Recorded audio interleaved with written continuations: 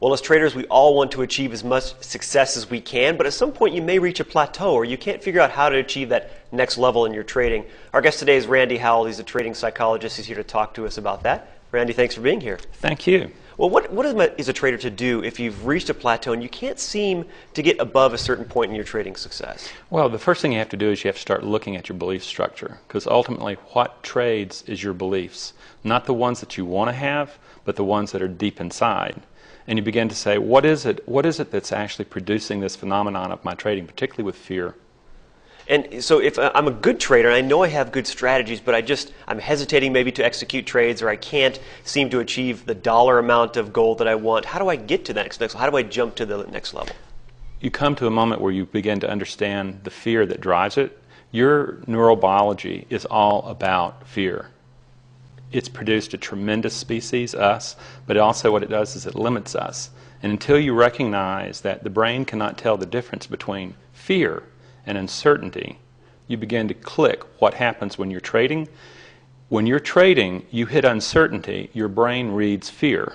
And all of a sudden it locks you into a particular perceptual map, a way of viewing the world, that locks you into a perceptual map and a way of trading, and you're stuck and you crash. All right, so if I can recognize that that's happening, are there exercises I can do or mental exercises that can get me past that? Oh, absolutely. You know, in any really good emotional regulation program, what you're going to find is breathing, the first thing. Breathing is a really phenomenal aspect of our being. It is both volitional. That means you don't have to worry, you can sit there and you can breathe. And it's also autonomic. When you go to bed tonight, you're not going to have to worry about breathing. However, breathing also controls heart rate, which is, as you get scared, fearful, stressed, it starts accelerating and triggering a whole cascade of chemical reactions in your body. It also controls the amount of oxygen to your brain. And if you're in fear that triggers from uncertainty, you have cut off oxygen supply to your brain and you have accelerated heart rate and you are in fight-flight.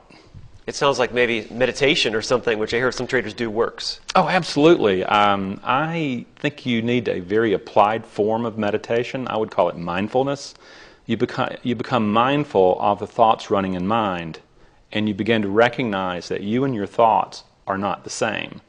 This becomes a very powerful moment where it's like a door opens to you to be able to move to another level. And you begin to be the designer of those thoughts, because you can look at the thoughts and you can back to the beliefs, and then you can confront the beliefs and you can redecide and you can rechange who it is trading. And so should I then just stop trading for that moment, kind of gather my thoughts and push those bad thoughts aside or those fearful thoughts aside and try to come up with good thoughts about trading? Well, first of all, it's dangerous to me to push those bad thoughts away. Those are the very ones you need to confront.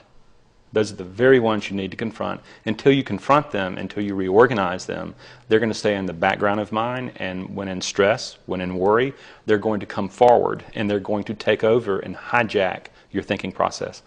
All thinking is emotional state dependent. Until you can manage the emotional state, you cannot manage thinking. And if you want to see that, there's the old axiom of 95% of traders lose money. There you go. 95% of dieters gain their weight back. They can do behavioral change, but they can't change at the phenomenal level of literally your core being. And until you get access to that, you can't do it. Breathing, mindfulness, and beginning to access instinctual potentialities within us, this inner strength that lies within us, it's going to be very difficult to win successfully, to get the edge to trade. Randy, thanks for being here. Oh, it's been my pleasure. Thank you.